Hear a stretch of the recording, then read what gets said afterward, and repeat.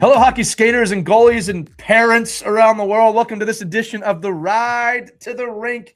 It's Lee and Mike with you today. Now, this show is primarily for kids. And kids, you can listen to this one today, but this is going to be a little bit more of a parent edition of the Ride to the Rink. And I'm saying this because, kids, I actually want you to hear what Mike Bonelli is going to talk about, too, when it comes to evals and tryouts. So, again, we're talking to your parents. So, kids, you know how your parents listen to the show with you and kind of glance at you and go like, are you listening? Are you listening? Kids, today I want you to role reverse, okay? I want you to sit up in your chair right now. I want you to look at mom and dad or your guardian and say, are you listening? This one's for you. Because Mike Bonelli is about to talk and drop some knowledge on evals and tryouts as we approach that season.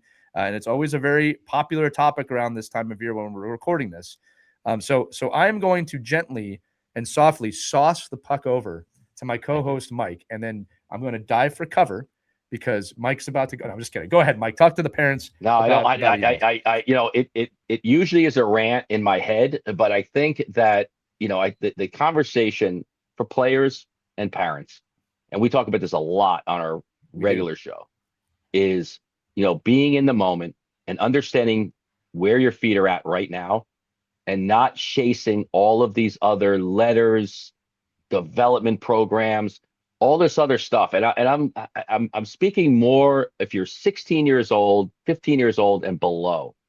And you just have to understand, if you're not a player right now and you're a parent that's not getting, your phone's not ringing off the hook for your kid to go sign up and getting offered free tuition and an airplane and free uniforms. If you're not that parent, if you're not that kid right now, then understand that the expectations for you to develop are that you need to be in the right environment, put your child in the right environment for them to find their own way. If you keep chasing what the other, again, we have to just admit and look in the mirror. Am I that elite athlete that's getting called every day, getting asked for, to leave my program and go to another team, getting enticed with all of the bells and whistles? If you're not that kid, then be really conscious about the program you're in so that you can develop, have a ball, make great friends,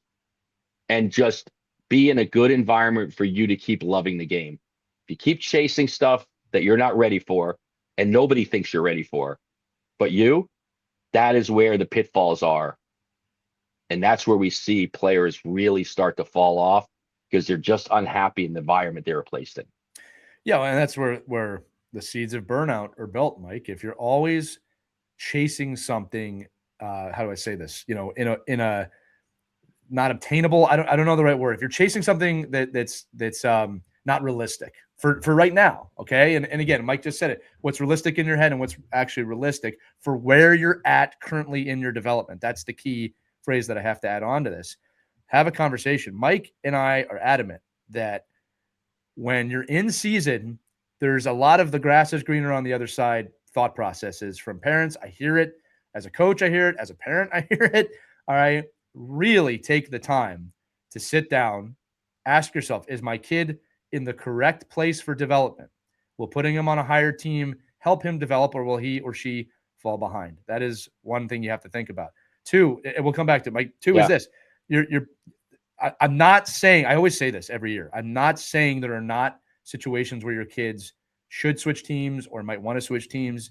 Sometimes it is not a good fit, but really take the time to make sure you're not just emotionally making that decision, and that, again, apples to apples, right? If you're making a lateral jump, you're probably going to get a very similar situation, right? And I hesitate to say this because they probably aren't listening to the show. If you're listening to the show, I'm trying to say you're probably not in this bucket, but you have to look inward as well. Sometimes it might be you.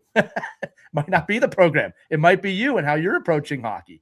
All right. So, and look, I have to do that. Mike has to do that. We've all got to look, because when you're in a compromised state, everything looks better. Everything outside your team looks better. All right. Right. Go ahead, Mike. We'll keep going back and forth. No, and let me just give you the diaries of a hockey director too. Like understand this. If you're the parent and the player that's going to 15 different tryouts during my tryout, I am less likely to respect the fact that you want to play for me. And I'm not going to do what you think I'm not going to negotiate with you to play on my team. Like if you're going to be the parent that's openly going to say, I'm going to other tryouts, then you've chosen to go somewhere else. If I'm already saying, hey, come there, we love you, we want you, you're on our team. But the minute you go, and I think this is really like goaltenders have this all the time. You know, those players that are on the bubble. Like the minute you go to another program and say, oh, I don't value the program I'm on now, you've kind of forfeited your right to demand to be back on the team you're on. Right. If you love that team and you want to be on a team, you know, we actually, it's funny. We just had an episode where we talked about, you know, what are some of the attributes of a great athlete and parent in a to a program. Ask. If you're the parent, go and ask and say, my son loves it here. He wants to be here. I know tryouts are at the same time. I want to be here. Does he have a good shot of staying? Most coaches and directors will say, we love your son. We want to keep your family. You don't need to go anywhere else. Yeah. Now, you might not make the AAA team and the AA team or the A team, but we're going to place you in our program. I'd say 85% of the time, take that deal. Yeah. And don't run and go to 7 different tryouts. Because when you do that, you're getting to miss the opportunity you had right there in front of you. And if I'm a hockey director, I'm going to say, well, I don't care. I gave you the opportunity. Because now it's every man for himself. Yeah. So I think just understand that we're in tryout season. It's the wacky world of negotiating, but eliminate the negotiating by saying, I want to be here. I want you to want me. If you want me, I'm signing up today. Yeah. And a few caveats on that, right? The trust on that goes both ways. If an organization promises you that or offers you that and they don't come through, you need to recognize that too. I'd say that's more on the rarity side. Okay. Yep. The other thing too that I'll say too is parents, kids, you got to hear this. Like we recognize when you're jumping team to team to team. We see it. And it's not a feather in your cap when it's, I played for 3 different teams over the last 3 years. When you come to us with that, it's, you'll probably jump here next year. You know, we notice that. And so the point I'm trying to make is this: if you're chasing a certain experience over and over and over again and not getting it, you got to look inward. You got to look like, is this a realistic thing that you're chasing? Another thing I'm going to bring up that Mike brought up is it's about the right questions. Do not say to a coach, and this has happened, I'm speaking from experience, or a director, convince me to stay with your program. Do not say that. That is not particularly their job. All right. I'd rather you say, look, these are my concerns with your program. Can we have a discussion about this? Because it's actually freaking me out a little bit. That's a fair question. All right. Maybe you don't know some of the decision-making things that we do, but don't say that. Hey, convince me to stay. Like if you're thinking that way, it's just not a great question. I'm not saying it's unfair. It's just not a great question. All right. The better question is, I want to be here. My son and daughter want to be here. Right. What do we need to do to stay here? Right. Don't put me in a position of, oh, I've got to offer you something to stay. Cause that's what it looks like. Like whoever gives you the better package is where you're going. Right. We're talking about youth hockey here. All right. Not Division I NCAA athletics, which is a mess. The other thing I'm going to say too, Mike, just to say this, and again, kids and parents should hear this. Don't chase a record. Don't chase to be on just the winning team. All right. I see this after every season. The priority, I know it feels good to win. The priority is your development as a hockey player. Obviously, the priority is having fun and making sure that you're enjoying the game. But like, you want to go where you're going to develop the most. You're going to go where the coach is going to help your son or daughter become the best hockey player possible. That's not always the winning team. In fact, I could make a claim. Not always true, but most winning teams, you're not learning as much on those teams as the team that is struggling or 500, right? Again, we all want to win. Don't get me wrong. And every kid deserves to have winning seasons. I want to say that. Like, I mean that, okay? But if you're having winning seasons every year, you're actually dooming your kid because they're not going to face adversity. They're not going to face that learning environment. It's important. Find the right coach. Find the right place to develop. That's what you should be looking for. Right. And I think a lot of coaches have that Nick Saban mentality that, okay, we won last year, but now this year's team is a new team. Right.